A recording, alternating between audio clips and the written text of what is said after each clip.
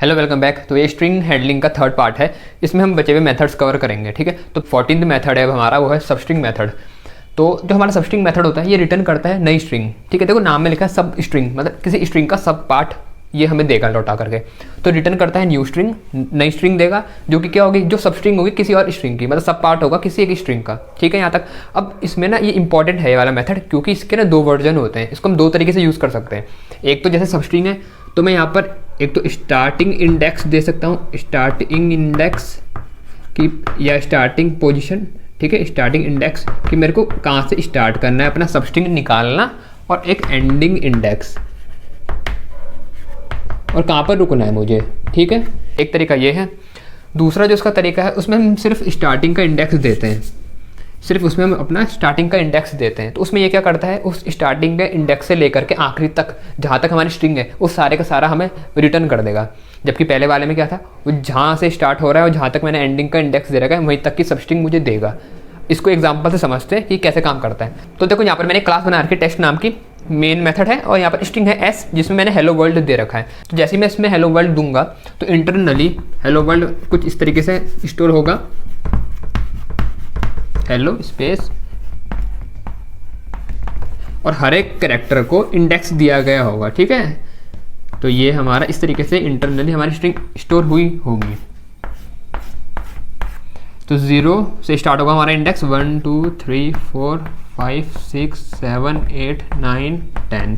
ठीक है ना, हेलो स्पेस वर्ल्ड था तो स्पेस को भी मिलेगा इंडेक्स। ठीक है, यहाँ पर हमने लिखा है system dot out dot println S dot substring. देखो मेरी स्ट्रिंग कौन सी है, एस नाम की। मुझे ना अब ये हेलो वर्ल्ड है मेरी पूरी स्ट्रिंग, यहाँ तक तो ठीक है। अब मेरे को खाली वर्ल्ड प्रिंट करवाना है, खाली इसमें से वर्ल्ड को बाहर निकालना है। वो कैसे करूँगा, तो वर्ल्ड इसका क्या है, सब पार्ट। तो यहाँ लिखा मैंने एस डॉट सबस्ट्रिंग, मतलब एस स्ट्रिंग में से सबस्ट्रिंग निकालो। अब मुझे वर्ल्ड निकालना है, तो वर्ल्ड का स्टार्टिंग इंडेक्स क्या है, स्टार्टिंग इंडेक्स क्या है वर्ल्ड का, इसका स्टार्टिंग इंडेक्स है 6। तो मैंने यहाँ पर लिख दिया 6। ठीक है, और इसका एंडिंग इंडेक्स क्या है, इसका एंडिंग इंडेक्स है 10। तो अगर अब देखो यहाँ पर इंपॉर्टेंट चीज़ है, अगर मैंने ऐसे लिखा 6, 10 तो ये क्या करेगा, ये स्टार्ट तो 6 से करेगा निकालना, लेकिन जो आखिरी में एंडिंग इंडेक्स हम देते हैं ना उससे ठीक एक पीछे वाले तक निकालेगा। तो ये जो मेरे को स्ट्रिंग लौटा करके देगा, ये देगा WORL, पर मेरे को D भी चाहिए। तो इसलिए याद रखना एंडिंग इंडेक्स जो भी हमारा होता है हम उससे एक वैल्यू ज़्यादा लेते हैं। तो अगर मेरे को 10 तक निकालना है तो मेरे को यहाँ 11 देनी पड़ेगी, या ऐसा कह लो जो आप यहाँ पर दोगे उससे ठीक एक पीछे वाले इंडेक्स तक ये हमें स्ट्रिंग लौटा करके देगा। तो ये छठे इंडेक्स से 10वें इंडेक्स तक की मेरे को स्ट्रिंग देगा। तो छठे से 10वें इंडेक्स तक की स्ट्रिंग जो मेरी है वो क्या है, वर्ल्ड। तो मेरे को लौटा कर देगा वर्ल्ड, और फिर मैं उसको प्रिंट कर रहा हूँ तो मेरे आउटपुट में क्या लिखा आएगा, वर्ल्ड। यहाँ तक समझ में आ रहा है। अब इसका दूसरा जो वर्जन है वो देखते हैं। दूसरा वर्जन जो था उसमें हम सिर्फ स्टार्टिंग का इंडेक्स देते हैं। ठीक है, एंडिंग का इंडेक्स हम नहीं देते। फॉर एग्जांपल मेरे को फिर से वर्ल्ड निकालना है इसमें से, तो वर्ल्ड निकालने के लिए मैं इसका स्टार्टिंग का इंडेक्स दूंगा। स्टार्टिंग इंडेक्स क्या है, 6। तो मैंने 6 दिया, तो 6 से लेकर के आखिरी तक पूरी जो भी स्ट्रिंग है वो मेरे को लौटा करके देता है। तो 6 से लेकर के आखिरी तक, मतलब ये आखिरी इंडेक्स तक, 10th इंडेक्स तक की जितनी स्ट्रिंग है तो क्या है, वो वर्ल्ड ही है। तो ये मेरे को वर्ल्ड लौटा करके देगा। ठीक है, हमें इससे ये समझ में आया कि हम सब स्ट्रिंग का यूज़ किसी भी तरीके से कर सकते हैं, जैसा हमें सूटेबल हो, जैसा हमारे क्वेश्चन में हमें ज़रूरत हो। लेकिन कभी कभी अब जैसे यहाँ पर तो वर्ल्ड को निकालने के दो तरीके हमने देख लिए कि भैया मैं एंडिंग का इंडेक्स भी दे सकता हूँ और या फिर सिर्फ स्टार्टिंग का इंडेक्स दूँ, वो अपने आप आखिरी तक निकाल लेगा। तो अब क्वेश्चन ये आता है, तो फिर हमें एंडिंग के इंडेक्स की जरूरत ही कहाँ पड़ रही, कि जब आप यहाँ पर तो सिर्फ स्टार्टिंग इंडेक्स देकर के भी पूरा निकाल ले रहे हैं, तो एंडिंग का इंडेक्स हम कब देंगे। तो अगर मेरे को स्ट्रिंग के बीच का पोर्शन निकालना है तब मेरे को एंडिंग के इंडेक्स की जरूरत पड़ती है। फॉर एग्जाम्पल अगर मेरे को देखो, अगर मेरे को जैसे यहाँ से ये निकालना था ELLO, ठीक है, फॉर एग्जांपल मेरे को ये स्ट्रिंग निकालना है। अब अगर मैं खाली स्टार्टिंग का इंडेक्स दूंगा 1 तो ये तो E से लेकर के आखिरी तक सारा निकाल देगा। फॉर एग्जांपल मैंने यहाँ लिख दिया 1। अब क्या होगा, मैंने दे दिया इसको स्टार्टिंग का इंडेक्स 1, तो ये 1 से सारी स्ट्रिंग उठा देगा, मतलब ELLO स्पेस WORLD, ये पूरा ऐसा प्रिंट हो जाएगा, ELLO स्पेस WORLD। पर मैं तो चाहता हूँ कि ऐसा प्रिंट हो, खाली ELLO प्रिंट हो। अब क्या करेंगे, तो इस समय मेरे को ज़रूरत पड़ती है एंडिंग का इंडेक्स भी देने की। तो इसका एंडिंग का इंडेक्स क्या दूंगा मैं, 4 की 5। मेरे को जो भी आखिरी का इंडेक्स देना होगा वो एक ज़्यादा दूंगा मैं। ठीक है, मतलब मेरे को जो भी प्रिंट कराऊंगा उससे एक ज़्यादा, तो मेरे को 5 देना पड़ेगा ताकि ये चौथे इंडेक्स तक का मेरे को प्रिंट करा के दे दे। तो ये 1 से लेकर के 4th इंडेक्स तक का मुझे स्ट्रिंग लौटा करके दे देगा। और वो क्या है, 1 2 3 4 तक का स्ट्रिंग क्या है मेरा, ELLO। यहाँ तक बात क्लियर है। ये तरीके हैं सबस्ट्रिंग मेथड को यूज़ करने के, 2 तरीके हैं, ठीक है। ये इंपॉर्टेंट भी है। इस पर ICSE के 2014 में एक बहुत ही बढ़िया क्वेश्चन आया था, वो मैंने सॉल्व कर रखा है। ICSE की प्रीवियस ईयर सॉल्यूशन वाली प्लेलिस्ट में जाकर के देख सकते हैं, मैं आई बटन में लगा दूंगा उसे। अब अगला हम मेथड देखते हैं जो है स्टार्ट्स विद मेथड। तो स्टार्ट्स विद मेथड एक स्ट्रिंग लेता है इनपुट में और चेक करता है कि क्या कोई मेरी गिवन स्ट्रिंग जो ये अंदर मैंने स्ट्रिंग दी है क्या इससे स्टार्ट होती है, ठीक है। तो ये चेक करेगा, अभी एग्जाम्पल से समझेंगे, ठीक है ना। तो ये चेक करेगा weather a string starts with particular string और नॉट। तो फॉर एग्जांपल मेरी एक स्ट्रिंग है हेलो वर्ल्ड, मैंने आपको बोला कि क्या ये स्ट्रिंग हेलो से स्टार्ट हो रही है, तो आपका जवाब क्या होगा, हाँ। मैंने बोला क्या स्ट्रिंग वर्ल्ड से स्टार्ट हो रही है, तो आप क्या बोलोगे, ना। मतलब स्टार्ट्स विद मेथड हमें या तो हाँ देगा या ना, मतलब ट्रू या फॉल्स, मतलब बुलियन वैल्यू। समझ में आ रहा है ना। स्टार्ट्स विद मतलब आप पूछ रहे हो कि क्या इससे स्टार्ट हो रही है, तो भाई या तो हाँ होगा, स्टार्ट हो रही होगी, नहीं होगा तो मतलब ट्रू या फिर फॉल्स। तो मतलब ये हमें क्या लौटा के देता है, ये बुलियन वैल्यू देता है, याद रहेगा बुलियन वैल्यू या तो ट्रू होगी या फिर फॉल्स। तो ये एग्जांपल समझते हैं कैसे काम करेगा ये। एक क्लास है टेस्ट नाम की मेन मेथड है। अब यहाँ पर स्ट्रिंग बना रखा है s, जिसमें वैल्यू डाली मैंने हेलो वर्ल्ड, जो मैंने पिछले एग्जांपल में ली थी। अब मैंने क्या प्रिंट करा, system dot out dot print ln s, मतलब इस स्ट्रिंग में से क्या हम चेक करें कि क्या स्टार्ट्स करता है हेलो से, तो करता है क्या हेलो से स्टार्ट, हाँ करता है। तो मुझे बताओ ये मेरे को क्या रिटर्न करके देगा, बुलियन वैल्यू, और वो क्या होगी, ट्रू की फॉल्स, वो होगी ट्रू। तो जब ये लाइन चलेगी तो मेरा क्या प्रिंट हो जाएगा, क्योंकि मैंने इसको इसके प्रिंट वाले लाइन के अंदर लिखा हुआ है, तो ये ट्रू रिटर्न करेगा और ये प्रिंट वाला उसको ट्रू को प्रिंट कर देगा, तो आउटपुट में मेरे को ट्रू दिखेगा। यहाँ तक ठीक है। अगर मैंने यहाँ पर स्टार्ट्स विद की जगह अंदर यहाँ पर हेलो की जगह वर्ल्ड कर दिया होता, अब बताओ मुझे कि आउटपुट में क्या देता है। ये चेक करता है कि क्या मेरी स्ट्रिंग s स्टार्ट हो रही है वर्ल्ड से, तो क्या स्टार्ट हो रही है वर्ल्ड से, नहीं हो रही है, तो हेलो से हो रही है, तो मेरे को ये क्या रिटर्न करता था, फॉल्स, ठीक है। अब अगर मैंने यहाँ हेलो ही लिखा होता, लेकिन मैंने स्मॉल में लिखा होता हेलो, फॉर एग्जाम्पल मैंने हेलो लिखा है स्मॉल में, अब बताओ मुझे क्या रिटर्न करता है, ट्रू की फॉल्स। यहाँ पर ध्यान रखना, यहाँ पर हेलो का h कैपिटल है, वहाँ पर हेलो का h स्मॉल है। अब क्या करता, सोच के बताना, क्या ये हेलो से स्टार्ट कर रही है, स्मॉल वाले h small e small l small o से कर रही है क्या, नहीं, ये तो मेरे कैपिटल h फिर स्मॉल e फिर l o से कर रही है। तो इस समय ये मेरे को फॉल्स रिटर्न करके देगा। इंपॉर्टेंट चीज़ है, याद रखना, ठीक है। तो मेरा ये केस सेंसिटिव होता है, तो मतलब यहाँ पर केस सेम होना चाहिए, तभी ये आपको ट्रू रिटर्न करके देगा। तो इस समय मेरे को क्या रिटर्न करेगा, ये फॉल्स, ठीक है। तो इस समय मेरा फॉल्स रिटर्न होगा। अब हम ऐसा भी कर सकते हैं कि जो ये वैल्यू मेरे को रिटर्न करवा रहा है ना, मैं इसको सीधा प्रिंट ना कराना चाहूँ, मैं इसे स्टोर कराना चाहूँ तो मैं स्टोर भी करवा सकता हूँ, लेकिन उसमें मेरे को बुलियन टाइप का वेरिएबल लेना पड़ेगा, क्योंकि हमें पता है ये बुलियन वैल्यू रिटर्न करता है। तो फॉर एग्जांपल मेरे को अगर इसकी वैल्यू स्टोर करवानी है, प्रिंट नहीं करवानी, तो मैं यहाँ पर लिख सकता हूँ ऐसे, बुलियन बी नाम का वेरिएबल बना ले equal to s dot starts with hello. तो जो ये वैल्यू रिटर्न करेगा वो इस वेरिएबल में आ जाएगी। अब फॉर एग्जांपल इसने अभी ये क्या करेगा, फॉल्स रिटर्न, तो बी में मेरा आ चुका होगा फॉल्स। फिर इसको अगर मैं प्रिंट करवाना चाहूँ, मैं यहाँ लिखूँ अगर system dot out dot print ln और बी को अगर प्रिंट करवा दूँ, ये शॉर्ट में लिख रहा हूँ मैं, system dot out dot print ln, तो मैंने अगर प्रिंट करवाया बी को, तो क्या प्रिंट होगा मेरा, फॉल्स, जो इसने मेरे को रिटर्न करके दिया। तो इस तरीके से हम इसको स्टोर करवा के बाद में प्रिंट भी करवा सकते हैं वैल्यू, ठीक है। तो इस तरीके से हमारा काम करता है कौन सा मेथड, स्टार्ट्स विद। अब अगला मेथड हम देखेंगे वो है हमारा एंड्स विद मेथड। ये भी इनपुट में स्ट्रिंग लेगा, जैसे स्टार्ट्स विद मेथड था वैसे ही एंड्स विद मेथड है। बस ये चेक करेगा कि क्या कोई मेरी स्ट्रिंग एंड करती है जो मैंने यहाँ पर स्ट्रिंग दिया उससे, ठीक है। तो एग्जांपल मैंने वही ले रखी क्लास, एग्जांपल के लिए हेलो वर्ल्ड ले रखा है। अब यहाँ पर हमने प्रिंट करवा रहे हैं s dot ends with world. तो ये चेक करेगा कि s स्ट्रिंग जो हेलो वर्ल्ड स्ट्रिंग है इसमें क्या है, एंड करती है वर्ल्ड से। तो हाँ वर्ल्ड से एंड करती है, W कैपिटल है, वहाँ भी W कैपिटल है और बाकी पूरा सेम है। तो क्या रिटर्न करना चाहिए इसने, मेरे को ट्रू रिटर्न करना चाहिए। तो इसने मेरे को ट्रू ही रिटर्न करेगा और ट्रू को मैं प्रिंट करवा रहा हूँ तो मेरा ट्रू प्रिंट हो जाएगा, ठीक है। अब अगर मैंने यहाँ पर हेलो लिख दिया फॉर एग्जांपल, कि क्या एंड करती है हेलो से, मुझे बताओ आउटपुट क्या आएगा। अगर मैंने यहाँ हेलो लिख दिया तो ये चेक करेगा कि मेरी स्ट्रिंग एंड करती है हेलो से, तो हेलो से क्या एंड कर रही है, नहीं तो तो वर्ल्ड से कर रही है, तो क्या प्रिंट करेगा ये फॉल्स, ठीक है। तो वैल्यू मेरे को बूलियन लौटा करके देगा, जैसे पिछले वाला दे रहा था, और इस बार फॉल्स है वो वैल्यू, ठीक। और इसको मैं चाहूँ तो स्टोर भी करवा सकता हूँ, जैसे पिछले वाले में हमने बूलियन वेरिएबल में स्टोर करवाई वैल्यू। तो इस तरीके से हमारा काम करता है एंड्स विद मेथड। मतलब आपको अगर एक मेथड समझ में आ गया है, जैसे स्टार्ट्स विद मेथड है, तो आप दूसरे वाले का अपने आप समझ सकते हैं कैसे काम कर रहा है, ठीक है। तो अगला आखिरी मेथड है हमारा, जो वो देखते हैं वैल्यू ऑफ मेथड। इसका काम ये होता है, ये किसी भी जो हम इसके अंदर वैल्यू दूंगा ना मैं, अब ये हर तरीके की वैल्यू ले लेगा। ये बूलियन ले सकता है, ये integer, float, double, character type की वैल्यू ये ले सकता है, ठीक है।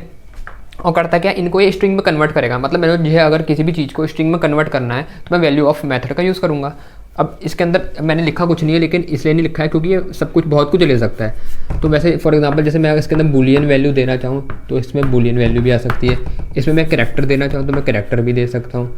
मैं इसमें इंटीजर वैल्यू देना चाहूँ तो मैं इसमें इंटीजर वैल्यू भी दे सकता हूँ। मैं इसमें फ्लोट वैल्यू देना चाहूँ तो मैं इसमें फ्लोट भी दे सकता हूँ, डबल भी दे सकता हूँ, कैरेक्टर एरे भी दे सकता हूँ इसमें, ठीक है। तो इसलिए मैंने इसके अंदर कोई स्पेसिफिक नहीं लिखा था। तो अब इसको एग्जांपल से समझते हैं कैसे हर चीज़ ये लेगा, उसे कैसे स्ट्रिंग में चेंज करेगा। तो पहली बारी में मैंने एग्जांपल में ले रखा है यहाँ पर इंट a इक्वल टू 1 2 3 4। तो एक a वेरिएबल है इंटीजर टाइप का जिसकी वैल्यू है 1 2 3 4। अब मैं प्रिंट कर रहा हूँ स्ट्रिंग। देखो अब जब भी वैल्यू ऑफ मेथड को लगाओगे ना तो आपको स्ट्रिंग क्लास का नाम लिख के डॉट लगाना पड़ेगा। जबकि अभी तक हम क्या करते थे, मैंने कोई स्ट्रिंग बना रखा है जैसे फॉर एग्जांपल एस नाम का जो स्ट्रिंग था जिसमें कुछ वैल्यू होगी उसको हम नाम लिखते थे जैसे एस डॉट करके जो भी हम मेथड चलाते हैं। लेकिन वैल्यू ऑफ मेथड में हम स्ट्रिंग क्लास का नाम लिखते हैं, ये थोड़ा सा अंतर है इसमें, ठीक है। वैल्यू ऑफ मेथड में हम क्या करते हैं, हम स्ट्रिंग क्लास का नाम लिख के तब मेथड को कॉल करते हैं। तो स्ट्रिंग डॉट वैल्यू ऑफ, अब जिसकी आपको वैल्यू निकालनी है तो ये क्या करेगा, ये वैल्यू ऑफ ए मतलब ए को 1 2 3 4 है ए, तो उसको ये स्ट्रिंग में चेंज कर देगा। तो मैं इसको प्रिंट कर रहा हूँ तो प्रिंट तो मेरे को ये दिखेगा 1 2 3 4 हुआ, लेकिन ये 1 2 3 4 और इस 1 2 3 4 में अंतर है। ये इंटीजर है, ये मतलब कोई नंबर है, ये स्ट्रिंग है। तो स्ट्रिंग में स्ट्रिंग के ऑपरेशन अलग होते हैं, मैंने आपको पहले भी पढ़ा रखा है, और नंबर में अंतर होता है दोनों में, ठीक है। तो फॉर एग्जांपल अब यहाँ इंट ए नहीं था, अब यहाँ पर है फ्लोट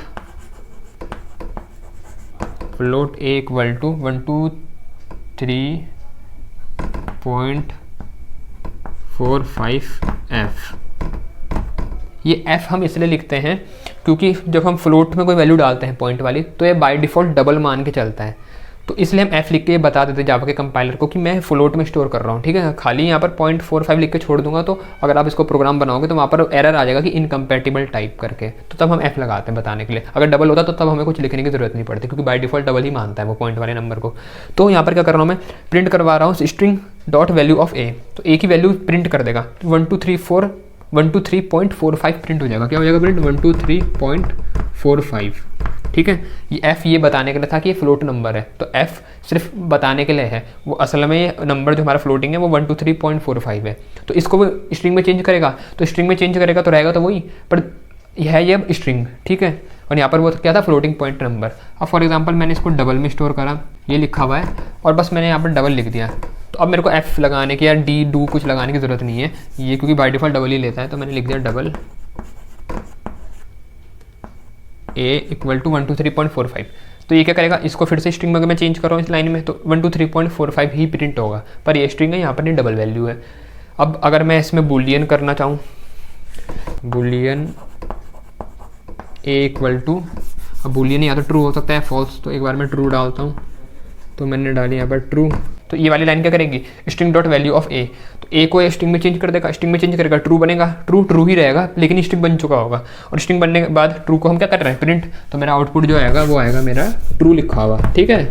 तो ये है हमारा वैल्यू ऑफ मेथड। अब ऐसे इसमें इंपॉर्टेंट चीज़ें वो देख लेते हैं कि कैरेक्टर का क्या होगा। तो फॉर एग्जाम्पल मैंने एक कैरेक्टर बनाया, मैंने रख दिया नाम उसका c equal to capital A, और यहाँ पर मैं निकालूंगा वैल्यू ऑफ c। तो क्या होगा, c वेरिएबल में क्या वैल्यू है, कैपिटल A। तो ये system dot out print LN print क्या करेगा, string dot value of c। तो c में क्या है, कैपिटल A। पहले इसको स्ट्रिंग में चेंज करेगा, फिर इसको प्रिंट करेगा, तो कैपिटल A प्रिंट होगा। लेकिन मैंने अगर यहाँ पर कोई एरे बना रखा है कैरेक्टर टाइप का, फॉर एग्जाम्पल मैंने एरे बनाया कैर c इक्वल टू, तो मैंने लिखा एक a कॉमा एक b एक c एक d, और ये बंद किया एरे इतना है, ठीक है। तो एक C नाम का एरे है कैरेक्टर टाइप का जिसमें कैरेक्टर भरे हुए A B C D, her character को आप सिंगल कोट में रखोगे और कॉमा से मैंने इनको अलग कर रखा है, ठीक है। तो ये हो गया हमारा एरे। अब मैं इसमें प्रिंट कर रहा हूँ स्ट्रिंग डॉट वैल्यू ऑफ। अब जब हम ऐसा करते हैं तो ये थोड़ा चेंज हो जाएगा, अब ऐसा नहीं रहेगा। तो अगर मैं कभी कैरेक्टर एरे को प्रिंट करवा रहा हूँ, मतलब कैरेक्टर एरे की वैल्यू ऑफ निकाल रहा हूँ, तो मैंने लिखा यहाँ पर, जैसे मैंने लिखा स्ट्रिंग डॉट वैल्यू ऑफ। अब जब मैं वैल्यू ऑफ लिखूंगा तो पहले मेरे को कैरेक्टर एरे का नाम देना पड़ता है, तो मैंने दिया c नाम, तो ये है। अब ये इंडेक्स पूछता है, तो देखो जैसे ये है, तो इस पहले वाले का इंडेक्स क्या होगा, 0, हमें पता है ना, जैसे ABCD है। तो जब एरे बनेगा ये इंटरनली ऐसा कुछ होगा, A इसमें आया होगा, B इसमें, C इसमें, D इसमें, और नाम क्या है इस एरे का, C। और इंडेक्स कहाँ से मिलेंगे 0 1 2 3, कुछ इस तरीके से होगा। तो फॉर एग्जांपल अब जब मैंने वैल्यू ऑफ मेथड लगाया इस एरे पर और मैं चाहता हूँ ये CD को स्ट्रिंग बना दे, मुझे पूरा नहीं चाहिए, मुझे सिर्फ CD चाहिए स्ट्रिंग बनी हुई, मतलब वैल्यू ऑफ मेथड सिर्फ CD को स्ट्रिंग बनाए इस एरे में से। तो वो कैसे करते हैं, पहले आपको एरे का नाम लिखना पड़ता है, फिर आपको पोजीशन लिखनी पड़ती है कि आपको कौन सी पोजीशन से स्टार्ट करना है। तो C की पोजीशन क्या है 2, उसका इंडेक्स क्या है 2, तो उसका इंडेक्स लिखा 2। उसके बाद हमें ये बताना पड़ता है कि उस इंडेक्स से कितने कैरेक्टर आपको स्ट्रिंग में चेंज करने हैं, ठीक है, स्ट्रिंग बनाने हैं। तो C और D को बनाना है, तो कितने कैरेक्टर हुए 1 2, तो यहाँ पर कॉमा करके 2। तो पहले से क्या होता है एरे का नाम, अगली बार क्या होता है स्टार्टिंग का इंडेक्स जहाँ से आपको स्ट्रिंग में चेंज करवाने हैं कैरेक्टर, और आखिर में क्या होता है, आखिर में वो नंबर हम बताते हैं कि हमें कितने कैरेक्टर स्ट्रिंग में चेंज करवाने। तो मैंने 2 दिया है, तो मतलब C से 2 कैरेक्टर उठा लो, C और उसके अगला वाला, इन 2 को क्या करो स्ट्रिंग में चेंज करो।